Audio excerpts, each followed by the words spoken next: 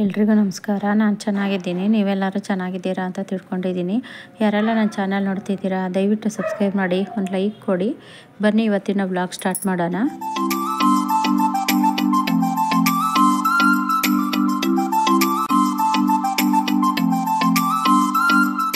ಈ ದಾಸವಾಳ ಗಿಡ ಮತ್ತು ರೋಸ್ ಗಿಡ ಇದೆಲ್ಲ ತುಂಬ ದೊಡ್ಡ ದೊಡ್ಡ ಗಿಡಗಳಾಗಿರುತ್ತೆ. ಅದನ್ನು ರೀಪಾಟ್ ಮಾಡೋದಕ್ಕೆ ಆಗೋದಿಲ್ಲ. ಅಂಥ ಟೈಮಲ್ಲಿ ನಾವು ಈ ಥರ ಮಾಡ್ಕೋಬೇಕು.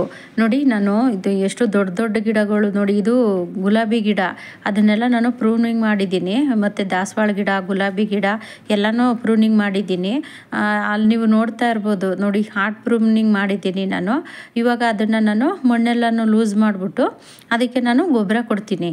ನೋಡಿ, ಅದು ಬೇರಂತೂ ಎಷ್ಟೆಷ್ಟು ಉದ್ದ ಬೆಳ್ಕೊಂಡಿದೆ ಅಂದರೆ ಇದನ್ನು ನಾವು ರೀಪಾಟ್ ಮಾಡೋಕ್ಕಾಗೋದಿಲ್ಲ. ಇಂಥ ಟೈಮಲ್ಲಿ ನಾವು ರೀಪಾಟ್ ಮಾಡೋಕ್ಕಾಗದೇ ಇರೋಂಥ ಟೈಮಲ್ಲಿ ನಾವು ಈ ಥರ ಮಾಡ್ಕೋಬೇಕು. 1 ಇಂಚು 2 ಇಂಚಷ್ಟು ಮಣ್ಣು ತೆಗೆದುಬಿಟ್ಟು ನಾವು ಅದಕ್ಕೆ ಗೊಬ್ಬರ ಕೊಟ್ಟರೆ ಸಾಕು, ಚೆನ್ನಾಗಿ ಗಿಡಗಳು ಬೆಳೆಯುತ್ತೆ. ಮತ್ತು ನಾವು ರೀಪಾಟ್ ಮಾಡೋ ಅಂಥದ್ದು ಏನೂ ಇರೋದಿಲ್ಲ. ನೋಡಿ, ಅಲ್ಲಿ ತೋರಿಸ್ತಿದ್ದೀನಿ ನೋಡಿ, ಬೇರಂತೂ ಎಷ್ಟಿಷ್ಟೊಂದು ಬೇರು ಬಂದಿದೆ ನೋಡಿ. ಈ ಥರ ಮಾಡಬೇಕು ನಾವು. ನೋಡಿ, ಅದೆಲ್ಲನೂ ಕಟ್ ಮಾಡಿ ತೆಗೆದುಬಿಡ್ಬೇಕು ಬೇರೆಲ್ಲನೂ. ಹೆಚ್ಚಾಗಿ ನಾವು ಈ ಥರ ಇದ್ದಾಗ ರೀಪಾಟ್ ಮಾಡ್ಕೊಳಕ್ಕೆ ಟ್ರೈ ಮಾಡ್ತೀವಿ. ರೀಪಾಟ್ ಮಾಡ್ಕೊಳ್ದೇನೂ ನಾವು ಈ ಥರನೂ ಮಾಡ್ಬೋದು. ನೋಡಿ, ಅಲ್ಲಿ ಎಷ್ಟೆಷ್ಟು ಉದ್ದ ಬೇರಿದೆ ನೋಡಿ. ರೀಪಾಟ್ ಮಾಡಲೇಬೇಕು ಅನ್ನೋ ಥರ ಏನೂ ಇರೋದಿಲ್ಲ. ರೀಪಾಟ್ ಮಾಡ್ದೇಲೂ ಸಹ ನಾವು ಗೊಬ್ಬರನೂ ಕೊಡ್ಬೋದು, ಗಿಡಗಳು ಚೆನ್ನಾಗಿ ಬರುತ್ತೆ. ಈ ಥರ ಮಾಡ್ಕೊಂಡ್ರೂ ಗಿಡಗಳು ಚೆನ್ನಾಗಿ ಬರುತ್ತೆ. ನಾನು ಇದು ಗುಲಾಬಿ ಗಿಡ ಎಲ್ಲ ದೊಡ್ಡ ತುಂಬ ದೊಡ್ಡ ಗಿಡ, ಇದು 3 ವರ್ಷದ ಗಿಡ.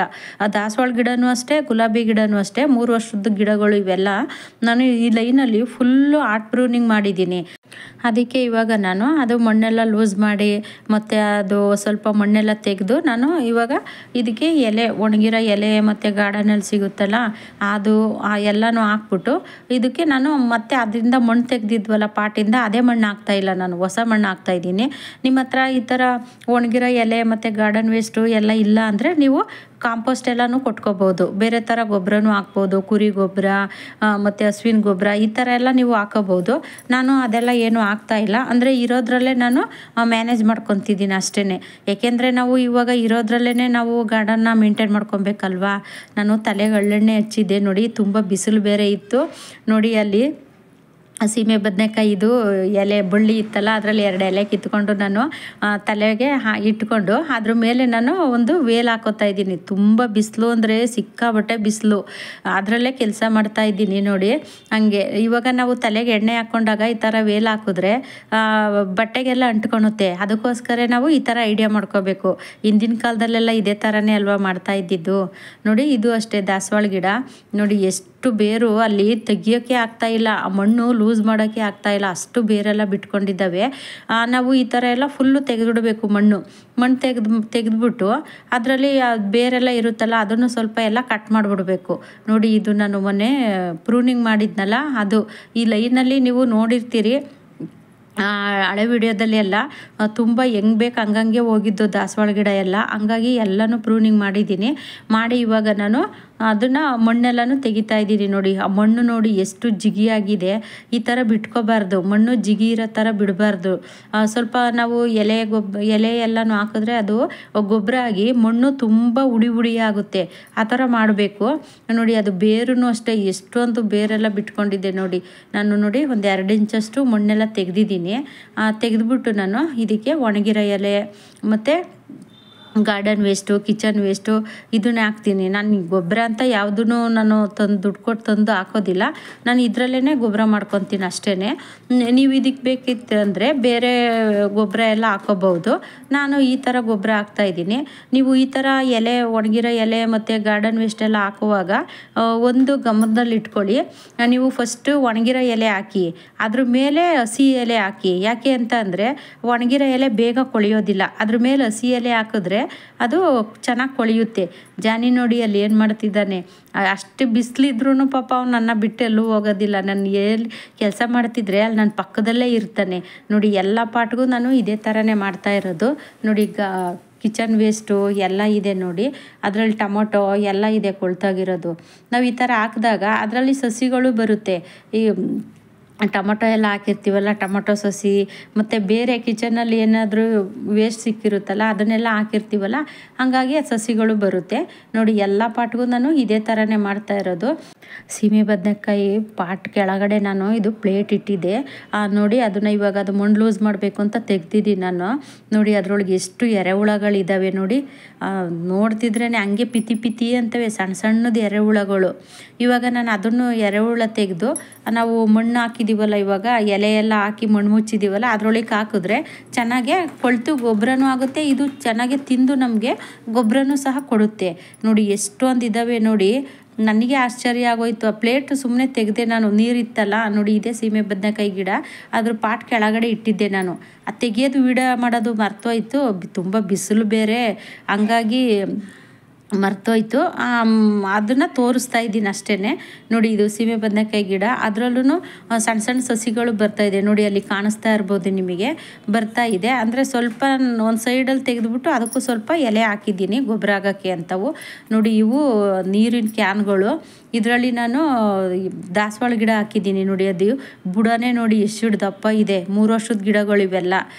ತುಂಬ ನನ್ನ ಗಾರ್ಡನಲ್ಲಿ ಹಳೆ ಗಿಡ ಅಂತ ಅಂದರೆ ಒಂದು ಗುಲಾಬಿ ಗಿಡ, ಒಂದು 5 ವರ್ಷ ಆಗಿರಬೇಕೇನೋ ಅದೊಂದು ಅಷ್ಟೇ ತುಂಬ ಹಳೆ ಗಿಡ.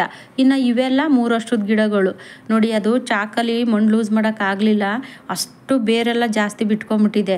ಹಂಗಾಗಿ ಇದೊಂದು ಕತ್ತಿ ತಗೊಂಡಿದ್ದೀನಿ ನಾನು, ಈ ಚೂರಿ ಅಂತಾರೆ ನೋಡಿ, ಆ ಥರದ್ದೊಂದು ತಗೊಂಡಿದ್ದೀನಿ ನೋಡಿ. ಅಲ್ಲಿ ಬೇರು ನೋಡಿ ಎಷ್ಟೆಷ್ಟು ದೊಡ್ಡದು ಬೇರೆಲ್ಲ ಇದೆ.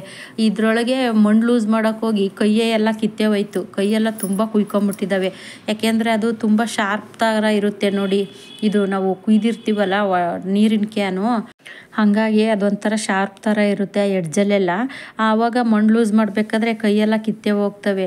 ಅಂದ್ರೂ ಸ್ವಲ್ಪ ಅವತ್ತು ತುಂಬಾ ಹಿಂಸೆ ಆಗೋಯ್ತು ಆ ಮಣ್ಣು ಲೂಸ್ ಮಾಡೋದಕ್ಕಂತೂ ನೋಡಿ. ಜಾನಿ ಅಲ್ಲೇ ಮಲ್ಕೊಂಡಿದ್ದಾನೆ, ನಾನು ಅಲ್ಲಿ ಪಕ್ಕದಲ್ಲೇ ನಾನು ಮಣ್ಣು ಲೂಸ್ ಮಾಡ್ತಿದ್ದೀನಿ ನೋಡಿ. ಪಾಪ ಅವನು ಅಲ್ಲೇ ಇದ್ದಾನೆ ನೋಡಿ. ಇದರಲ್ಲಂತೂ ಸಿಕ್ಕಾಬಟ್ಟೆ ಬೇರುಗಳು ನೋಡಿ. ಅಂತೂ ಎಲ್ಲನೂ ತೆಗೆದಾಯ್ತು. ಅದು ಮಣ್ಣು ಲೂಸ್ ಎಲ್ಲ ಮಾಡಿ ಆ ಬೇರೆಲ್ಲ ಕಟ್ ಮಾಡಿ ತೆಗೆದು, ಅಂದರೆ ಒಂದು ಕೈಯಲ್ಲಿ ಫೋನು ಒಂದು ಕೈಯಲ್ಲಿ ಕೆಲಸ, ಹಂಗಾಗಿ ನಾನು ಜಾಸ್ತಿ ಮಣ್ಣು ಲೂಸ್ ಮಾಡೋದೆಲ್ಲ ತೋರಿಸಿಲ್ಲ, ಸ್ವಲ್ಪನೇ ತೋರಿಸಿದ್ದೀನಿ ನೋಡಿ. ಅದೆಲ್ಲ ಆಗಿದೆ. ಇವಾಗ ನಾನು ಎಲೆ ಎಲ್ಲನೂ ಹಾಕಿ ಇದರೊಳಗೆ ಆ ಒಣಗಿರೋ ಎಲೆ ಮತ್ತು ಗಾರ್ಡನ್ ವೇಸ್ಟು ಎಲ್ಲನೂ ಹಾಕ್ಬಿಟ್ಟು ಇವಾಗ ನಾನು ಹೊಸ ಮಣ್ಣು ಹಾಕ್ತಾಯಿದ್ದೀನಿ. ಅದು ಪಾಟಲ್ಲೇ ತೆಗೆದ್ನಲ್ಲ, ಅದೇ ಮಣ್ಣು ನಾನು ಹಾಕ್ತಾಯಿಲ್ಲ ನೋಡಿ. ಒಂದು ಬಕೆಟಲ್ಲಿ ಹೊಸ ಮಣ್ಣು ತುಂಬ್ಕೊಬಂದಿದ್ದೀನಿ ನಾನು, ಹಂಗಾಗಿ ಅದು ಹೊಸ ಮಣ್ಣು ಹಾಕ್ತಾಯಿದ್ದೀನಿ ಅದ್ರ ಮೇಲೆ. ಈ ಥರ ಮಾಡೋದ್ರಿಂದ ಗಿಡಗಳಿಗೆ ಒಳ್ಳೆ ಗೊಬ್ಬರನೂ ಸಿಗುತ್ತೆ, ಚೆನ್ನಾಗಿ ಗಿಡಗಳು ಬೆಳೀತವೆ. ನಾವು ರಿಪಾರ್ಟ್ ಮಾಡಬೇಕು ಅನ್ನೋ ತೊಂದರೆನೇ ಇರೋದಿಲ್ಲ. ಗಿಡಗಳನ್ನ ಪ್ರೂನಿಂಗ್ ಮಾಡಾದ್ಮೇಲೆ ಹಾಗೇ ಬಿಡಬಾರ್ದು ನಾವು. ಅದು ಮಣ್ಣೆಲ್ಲ ಲೂಸ್ ಮಾಡಿ ನಾವು ಅದಕ್ಕೆ ಗೊಬ್ಬರ ಕೊಡಬೇಕು. ಯಾಕೆ ಅಂದರೆ ಅದು ಪ್ರೂನಿಂಗ್ ಮಾಡಿದಾಗ ಅದಕ್ಕೆ ಡಿಸ್ಟರ್ಬ್ ಆದಂಗೆ ಆಗುತ್ತಲ್ವ, ಆವಾಗ ನಾವು ಅದಕ್ಕೆ ಹೆಲ್ದಿಯಾಗಿರೋಂತಹ ಗೊಬ್ಬರ ಕೊಡಬೇಕು.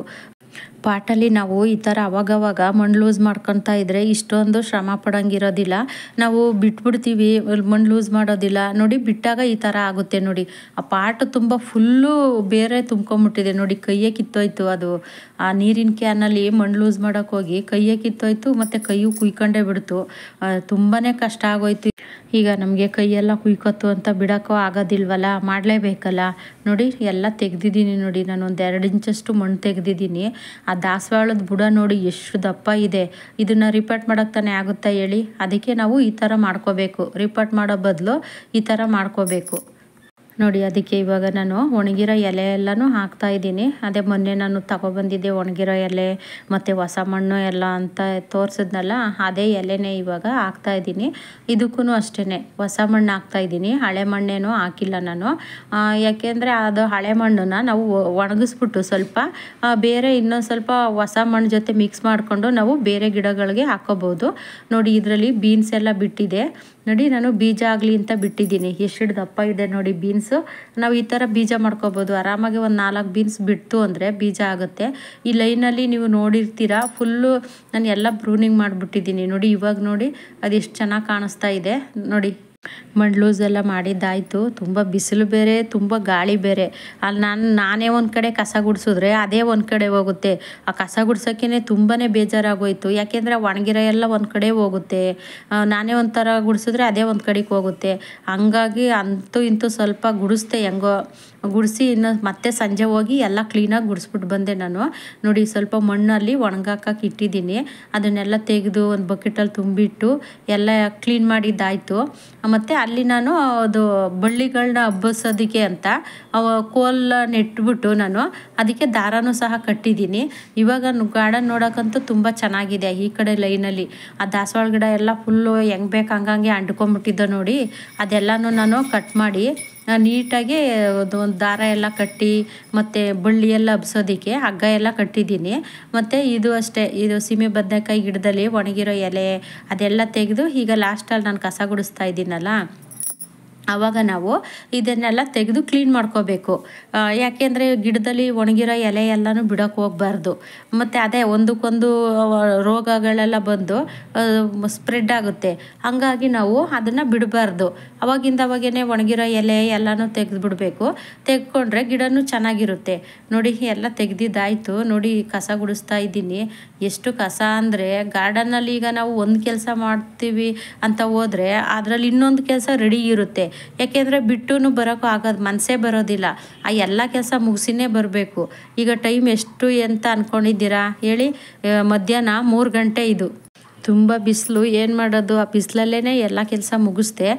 ಅಂದರೆ ಅರ್ಧ ಬಿಟ್ಟಿನೂ ಸಹ ಬರೋಕ್ಕಾಗೋದಿಲ್ಲ ನನಗೆ. ಅದೇನೋ ಒಂದು ಕೆಲಸ ಹಿಡಿತು ಅಂದರೆ ಪೂರ ಕೆಲಸ ಆಗಬೇಕು. ನೋಡಿ ಈ ಲೈನಲ್ಲಿ ಫಸ್ಟ್ ಹೆಂಗಿತ್ತು, ಇವಾಗ ಹೆಂಗಿದೆ ನೋಡಿ. ಎಷ್ಟು ಚೆನ್ನಾಗಿ ಕಾಣಿಸ್ತಾ ಇದೆ ನೋಡಿ. ಎಲ್ಲ ಆ ಬಳ್ಳಿ ಹಬ್ಬಕ್ಕೂ ಎಲ್ಲ ಕ್ಲೀನ್ ಮಾಡಿ ರೆಡಿ ಮಾಡಿ ಇಟ್ಟಿದ್ದೀನಿ. ಮತ್ತು ಆ ದಾಸವಾಳ ಗಿಡ, ಗುಲಾಬಿ ಗಿಡ ಎಲ್ಲ ಅಂಟ್ಕೊಂಡಿದ್ವಲ್ಲ, ಆ ಗುಲಾಬಿ ಗಿಡ ಎಲ್ಲನೂ ಫುಲ್ಲು ಪ್ರೂನಿಂಗ್ ಮಾಡಿದ್ದೀನಿ. ಈ ವಿಡಿಯೋ ಇಷ್ಟ ಆದರೆ ಒಂದು ಲೈಕ್ ಮಾಡಿ, ಸಬ್ಸ್ಕ್ರೈಬ್ ಮಾಡಿ, ಸಪೋರ್ಟ್ ಮಾಡಿ. ಇಲ್ಲಿಗೆ ಬ್ಲಾಗ್ ಎಂಡ್ ಮಾಡ್ತಾ ಇದ್ದೀನಿ. ಮುಂದಿನ ಬ್ಲಾಗಲ್ಲಿ ಸಿಗ್ತೀನಿ. ಎಲ್ರಿಗೂ ಟೇಕ್ ಕೇರ್, ಬಾಯ್.